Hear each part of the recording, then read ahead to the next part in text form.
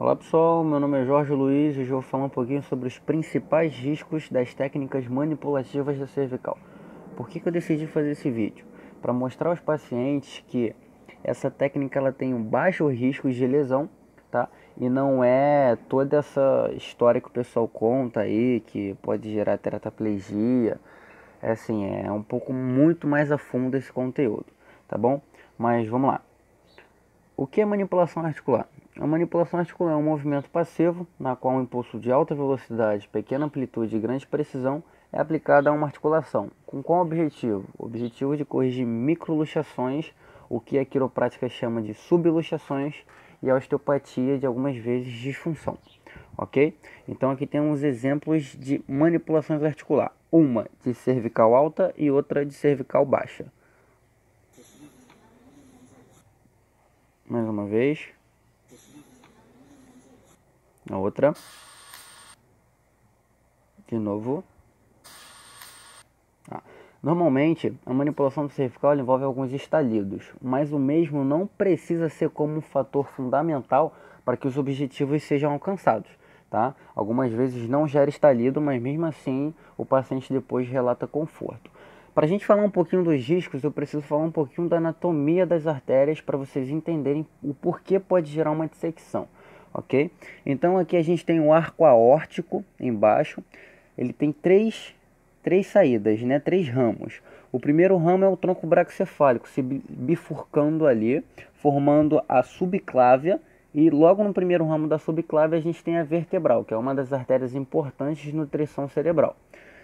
Ao lado, nessa bifurcação com a subclávia, tem a carótida comum direita, que ela vai se bifurcar também, formando a interna e a externa também, sendo uma importante artéria para a nutrição cerebral. No segundo ramo do arco aórtico, a gente tem a carótida, tá? Esquerda comum, que se bifurca também, formando a interna e a externa, fazendo a nutrição cerebral. E no terceiro ramo do arco aórtico, a gente tem a formação da subclávia, e do primeiro ramo da subclávia, a gente tem a vertebral esquerda, ok? A gente tem que saber que essas artérias são importantes fontes de nutrição cerebral. Então, qualquer alteração na hemodinâmica pode gerar um evento isquêmico, um AVC ou um AVA, ok? Então, eu trouxe 3 artigos aqui para vocês por ordem de ano.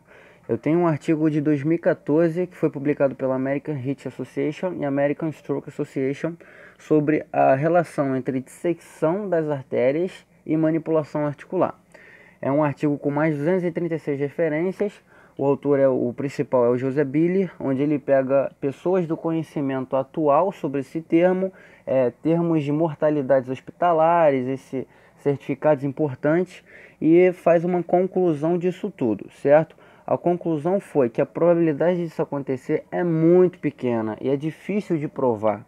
Tá? Naquela época de 2014 ele provou, ele sugeriu que é muito pequeno acontecer isso e é difícil de provar. Então, nós vemos aí no dia a dia que existe alguns relatos de caso, como artigo, que falam que a manipulação articular ela pode gerar uma dissecção da artéria em um evento isquêmico, mas um relato de caso não é o suficiente para a ciência provar alguma coisa, ok? O próximo artigo que eu trago para vocês é do David Cassidy, 2016, é um artigo um pouco mais recente que pega Billy também como referência e ele reuniu 15.523 casos relacionados à dissecção da artéria e AVC subsequente e viram se tinha alguma relação entre manipulação e atendimento médicos primários. Houve sim uma relação, né? Só que o que houve nessa relação? Normalmente os pacientes que estavam com dor atrás do pescoço, né? No pescoço na verdade, ou irradiação para o braço, foram pacientes que foram procurar quiropráticos, porque esse artigo ele é norte-americano. Então basicamente toda a população norte-americana, 10% dela se trata com medicina alternativa, que é a quiropraxia.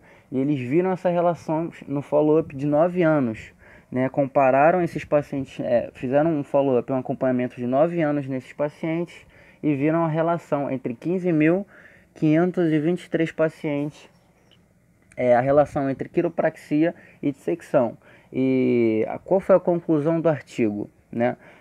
A conclusão deles foram que existiu sim essa relação, porém os pacientes foram visitar os quiropráticos devido à sintomatologia do evento isquêmico. Então, o paciente já tinha sofrido AVC e ele foi no quiroprata para tratar a dor. Então, significa que o evento isquêmico aconteceu antes de alguma intervenção quiroprática, não confirmando que a manipulação gerou o evento isquêmico, ok?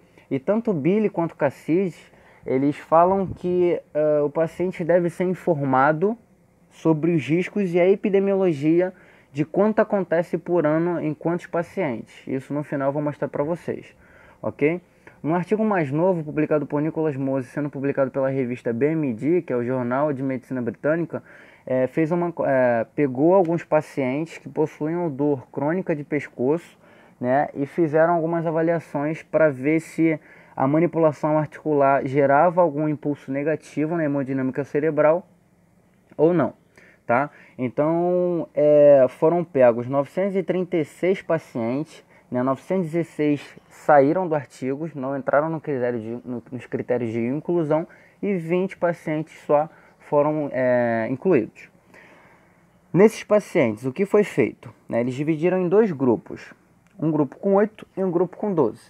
Só que antes da realização da manipulação ou rotação máxima do pescoço, eles fizeram uma mensuração da hemodinâmica cerebral através de ressonância magnética, com o pescoço neutro. Então, todos os pacientes eles colocaram lá na mesa de ressonância magnética e verificaram a hemodinâmica cerebral com a cabeça em posição neutra. Depois, eles dividiram em dois grupos. 8 pacientes eles fizeram rotação máxima, né? 8 pacientes eles fizeram rotação máxima e outros 12 pacientes eles fizeram manipulação, certo? Sendo verificada com ressonância magnética cada uma delas. Depois eles mudaram, os pacientes que fizeram rotação máxima fizeram manipulação e os que fizeram manipulação fizeram rotação máxima. E qual o resultado que deu nisso, né?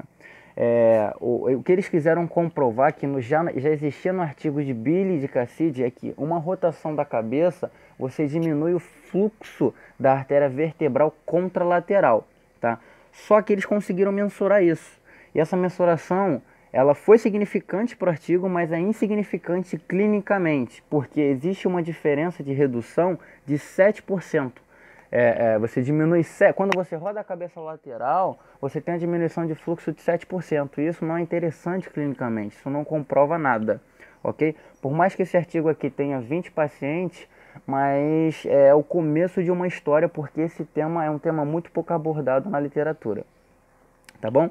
Então vamos lá, os resultados foram que a manipulação articular, ela diminui sim o fluxo da artéria vertebral, mas é insignificante. E rodar a cabeça passivamente o máximo, né? Rodar a cabeça máximo em rotação, você diminui mais o fluxo sanguíneo do que a manipulação em si. E por que a manipulação diminui o fluxo sanguíneo? Porque você tem rotação da cabeça.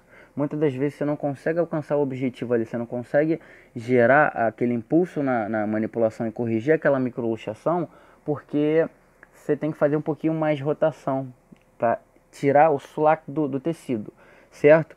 Então, qual foi a conclusão do autor? A conclusão dele foi que a manipulação articular, ele concluiu que, o Nicholas Moser, ele concluiu que a manipulação articular não gera efeitos negativos na hemodinâmica cerebral, ok? Então, é mais um artigo para confirmar e para deixar o terapeuta mais confiante, tanto o terapeuta quanto o paciente, para receber a técnica.